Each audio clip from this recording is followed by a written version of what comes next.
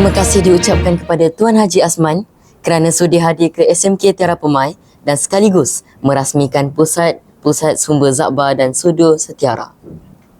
Terima kasih adik Putra kerana sudi menjemput saya lah. Sekolah sudi menjemput saya dan saya begitu teruja lah berada dalam Pusat Sumber Zakbar yang begitu indah. Baik Tuan Haji.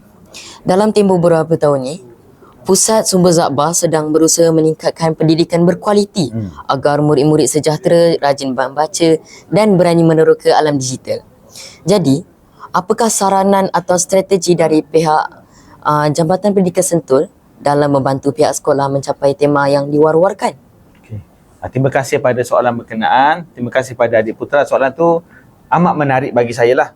Apakah yang perlu dilakukan oleh di peringkat sekolah dan di peringkat PPD itu sendirilah. Pada pandangan saya, sekolah boleh lagi lah melipat gandakan bahan-bahan bacaan untuk murid-murid sebagai dijadikan rujukan dan bahan bacaan sepanjang sesi PDP lah. Dan di peringkat PPD Sentul ataupun Pejabat Pendidikan Sentul, kita akan sentiasa memberi sokongan dan dorongan pada pihak sekolah sekiranya nak melaksanakan apa-apa saja program yang berkaitan dengan pusat sumber ni.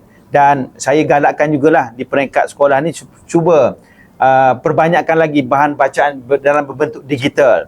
Kalau tuan-tuan dah tengok sekarang ni seperti Pusat Perpustakaan Negara pun dia banyak menggalakkan orang awam untuk akses dalam bentuk bacaan digital lah. Jadi boleh ambil langkah untuk memastikan pusat sumber kita ni lebih relevan dan sesuai dengan generasi yang sekarang ni. Baik, terima kasih saranan dan strategi daripada Tuan Haji Azman sebentar tadi.